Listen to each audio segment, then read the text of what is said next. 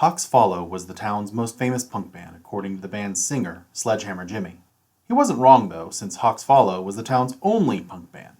But they were terrible. The only decent song they ever managed to produce was a song called Die, Cry, Hate More, Bitch. It even played on the country radio station a few times. It was written by Jimmy's ex, Lively Becky. Jimmy had been jealous of her because of the song's success, so he kicked her out of the band. But the band was still going strong, putting on shows in bars, garages, backyards, and wherever they could. And the town's youth went to the shows.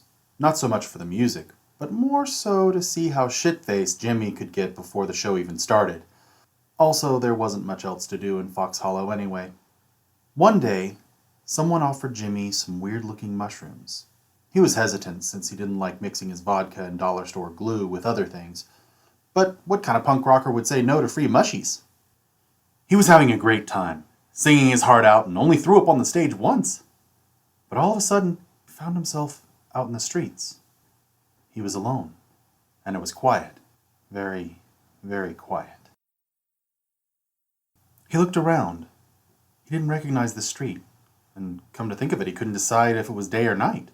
Then he heard the noises. It sounded like snorting? Pig snorts. Then he saw them. Several hogs creeping in the shadows, but they were no ordinary hogs. They were the 3 stylized cartoon hogs from the band's logo, all of them wearing punk clothes, smoking a joint, drinking vodka from the bottle, or plucking a guitar that only had 3 strings. This is not real, Jimmy thought, but he wasn't sure. He looked around once again, trying to figure out where the hell he was. Then more snorts came. The hogs were creeping in the shadows, smoking, drinking, and plucking the guitar, and snorting. And the snorts weren't exactly friendly either. The closer they got, the more aggressive they sounded. What the fuck is happening?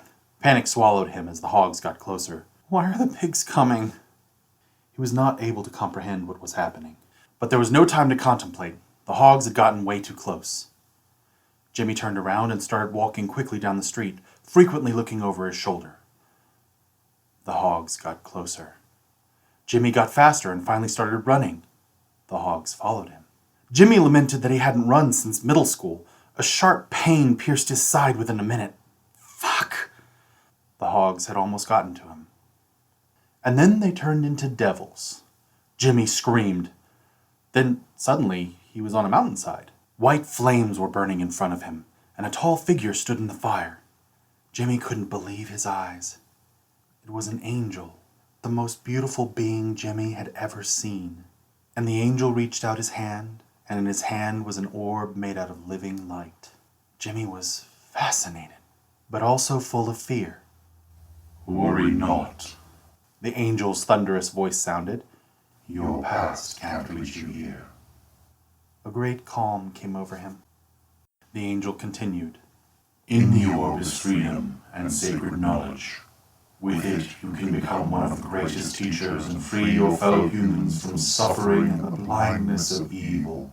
You can turn this land of darkness into a place of light and understanding. Cool, Jimmy thought. Take the light then and become what you were destined to become. Jimmy's heart was light and full of warmth. He was happy as a child and couldn't stop smiling. But a split second later, he remembered something. He really hated commitments. No offense, Mr. Angel Dude, he said, but I kind of just wanted to get high. The orb, the angel, and the mountain disappeared, and Jimmy woke up in a dumpster with vomit on his shirt. What a fucking trip, he thought to himself as he staggered home. He then promised himself not to mix his drugs again. At least for a while.